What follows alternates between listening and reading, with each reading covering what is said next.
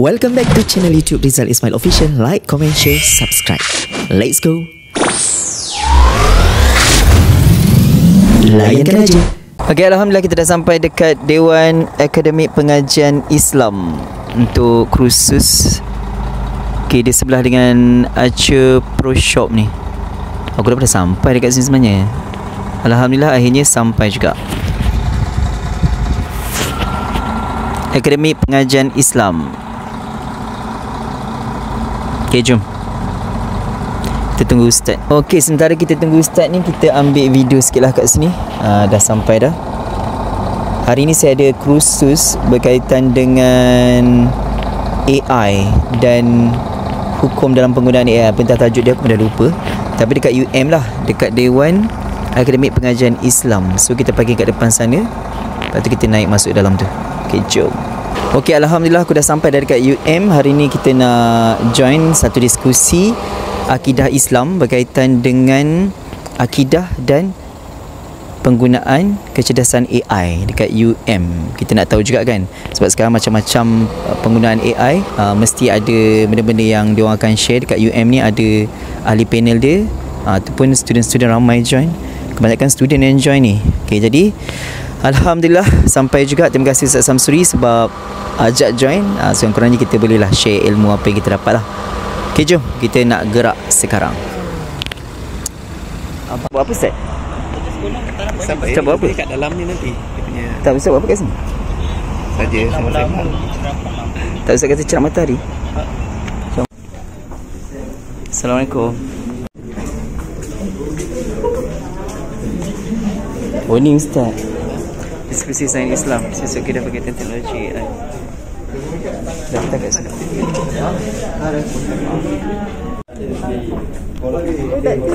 Belum isi ni.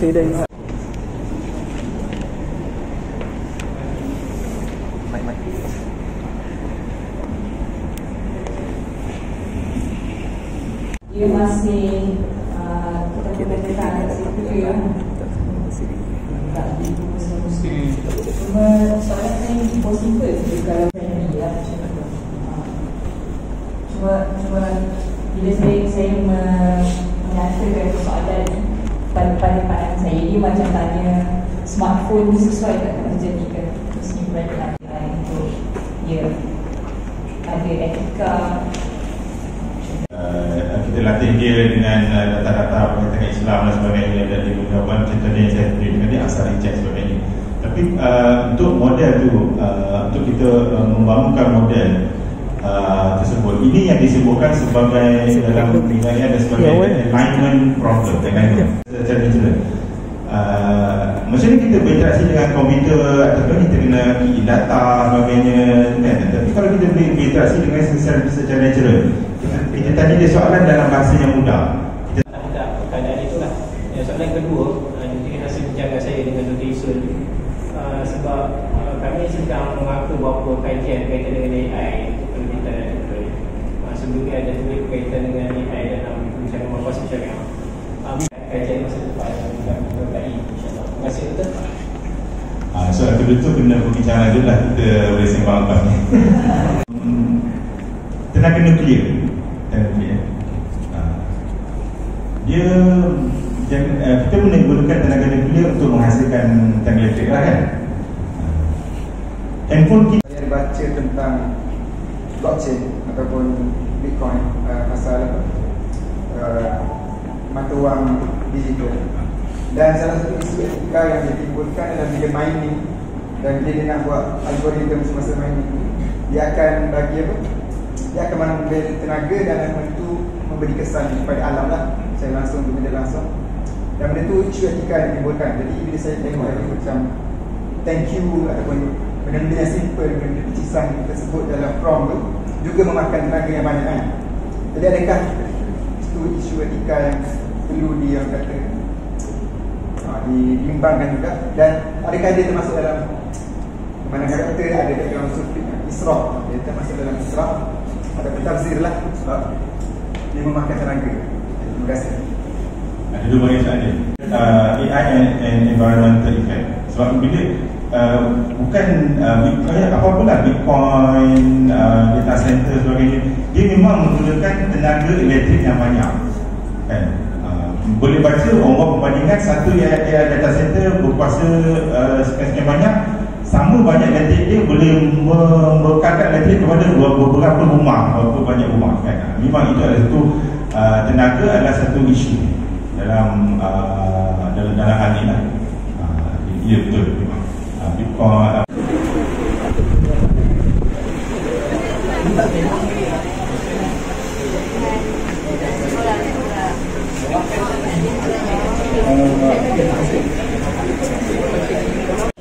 Okey, sekarang dua berikan 3 rukun awak.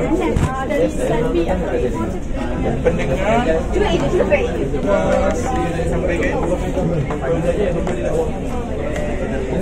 Ha? Kelas bahasa Arab. Ustaz berada di situ.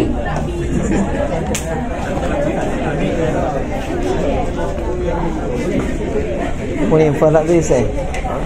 Yang falak tadi. Datang. Assalamualaikum.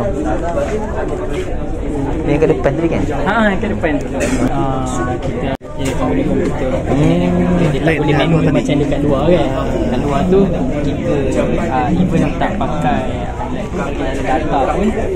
Oh, kat situ cara dia. Dia ada dia punya bacaan degree dia. Tengok dari sini. Betul, dari sini. Dia tulis dan bila kita tekan dan setiap anak bulan ni pun dia ada kriteria dia juga. Contoh kita nampak tapi hari tu anak bulan tak memenuhi kriteria, tak boleh jadi jugalah. Dia panggil imkan ru'yah, kriteria anak bulan kan. Contoh macam anak bulan kat sini kita tengok kriteria dia moon kan, dia punya altitude dia adalah 5 darjah. Maksudnya ketinggian anak bulan daripada ufuk yang kita tengok kat Teluk Kemang, daripada laut tu, ufuk tu 5 darjah. Elongation ni maksudnya jarak lengkung antara bulan dan matahari tu. Dia ada kriteria dia. Setiap bulan, setiap tahun dia orang ada kriteria yang berbeza-beza lah. Contoh macam Mufti dan ahli falak, dia akan bincang untuk spek-spek bagi tahun tersebut macam mana. Okey, kalau untuk orang awam biasa kan, macam mana nak faham apa itu anak bulan? Okey, anak bulan ni adalah apabila bulan mengelilingi mengelilingi bumi tu, dia cukup satu kitaran dia. Jadi bila dia dah cukup, macam saya cakap tadi, dia berlaku ijtima' atau conjunction kan. So lepas tu dia akan nampak, bila kita tengok waktu maghrib kan, bulan dalam hari dalam Islam dikira selepas tenggelam matahari kan. So bila tenggelam matahari tu kita akan nampaklah anak bulan ni. So yang nipis ni lah dipanggil sebagai anak bulan ataupun hilal. Maknanya benda yang sama juga untuk anak bulan Ramadan. Bulan. Macam tu.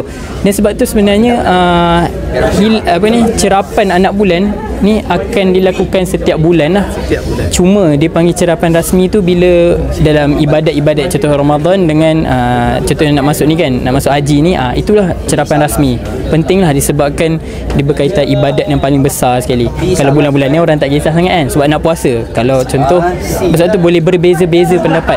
Sebab kalau Malaysia kita pakai dua kaedah, hisab dan ru'yah. Ru'yah tu yang kita tengok lah. Hisab tu secara hitungan. Tapi kalau ada negara pakai hitungan sahaja. Kalau anda katalah bila dia mencerap, dia akan berlaku perubahan. Okey.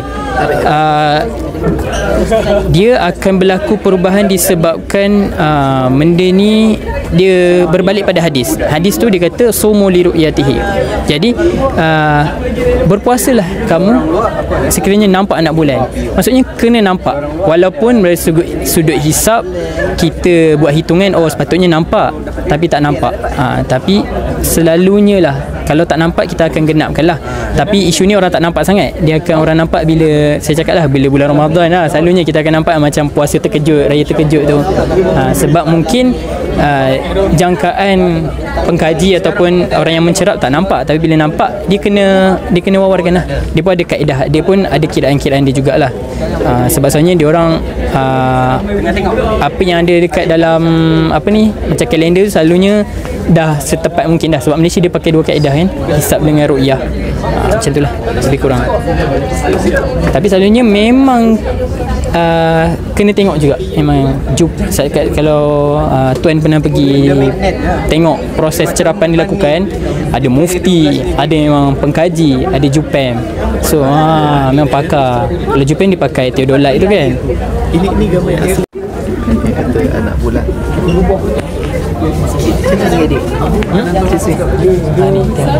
Halo je. Kalau yang ni besar sikit lah. Boleh. Terima kasih. Okay. Dengan intern.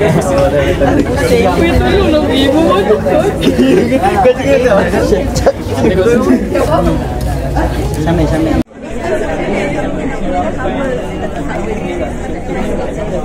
Aku tak bagi ni. Sila. Lawa sangat dekat. Dia betul dia satu ni kampung. Saya telefon nak tanya pasal law.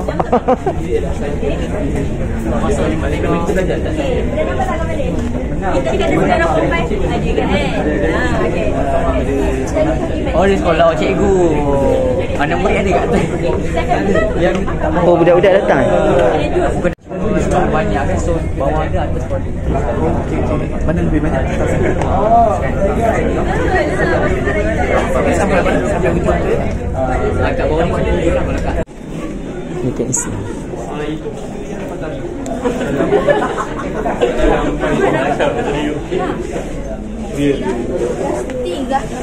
Untuk sekolah. Tadi dapat belakang Ustaz. Oh, untuk ni student tahu kos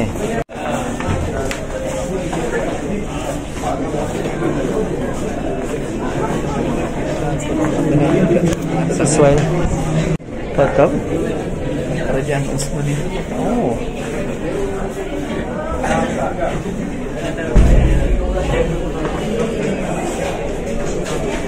bagus lah tadi. Mana yang semit? Apa daripada Osman masih? Hitam kan juga.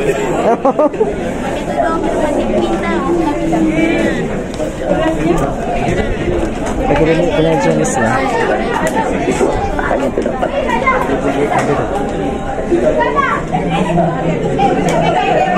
sains gunaan. Sains gunaan ni makanan-makanan lah.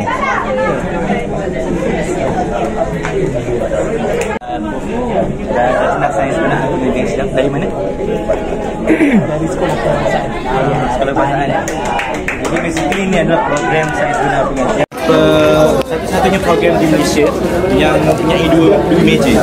So pelajar biasa kalau masuk sini ada meja mainan. Sains gunaan dia dua meja. Jadi meja-meja. Bukan meja pengajian Islam dengan meja sains. Jadi untuk sains kita akan ada beberapa perkhususan. Untuk degree kita ada fizik, kimia, biologi dengan alam sekitar.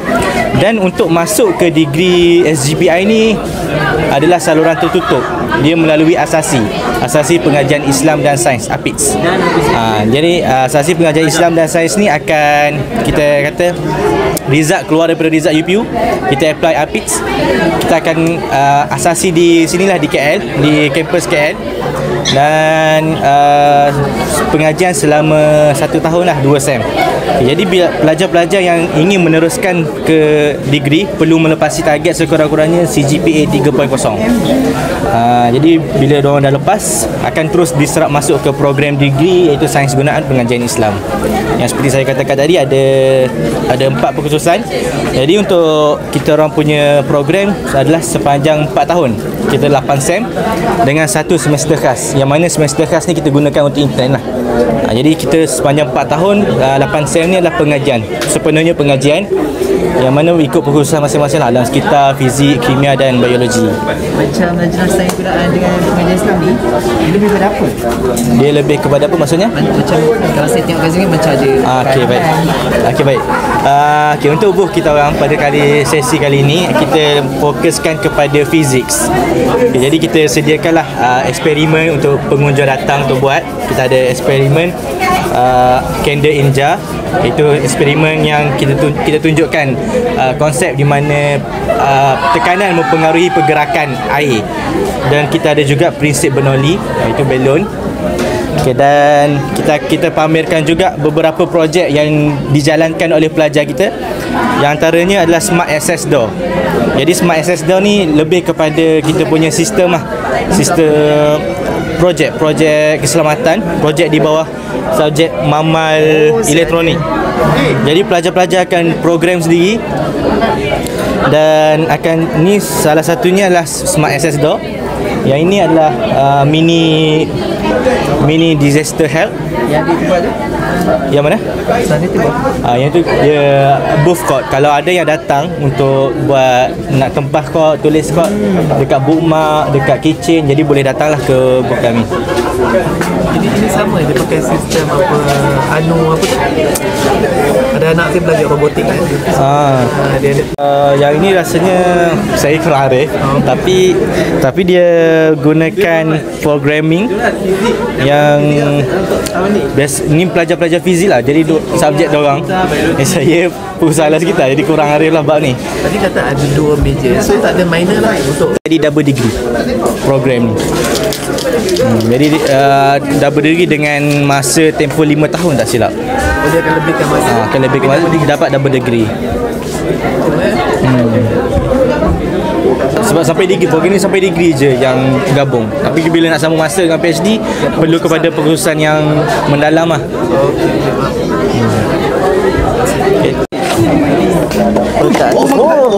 Allah, baru nak tengok. Baru nak ambil video. Wih.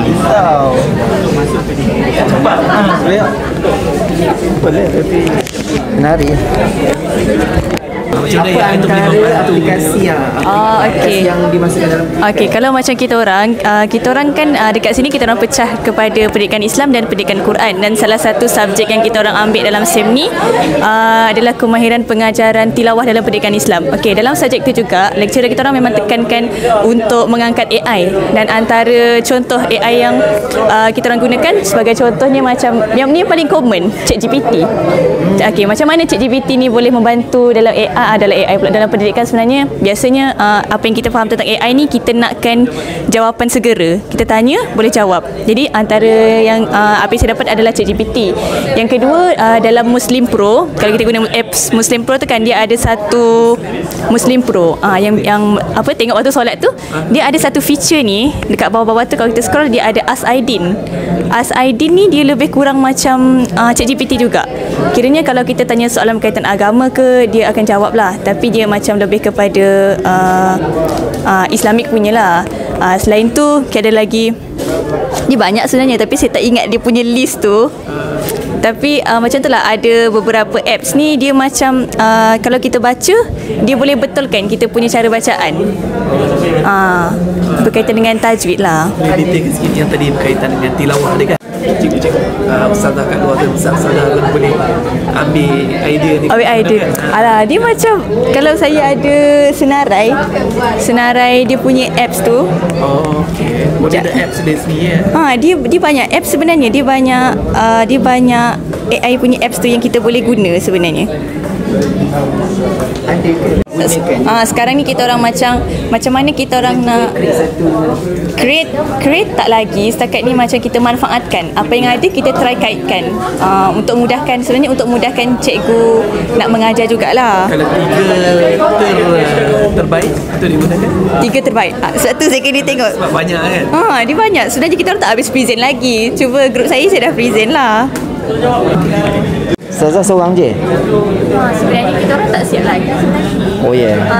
Kalau dekat sini tu sebenarnya kita nak tunjukkan ada satu, dia macam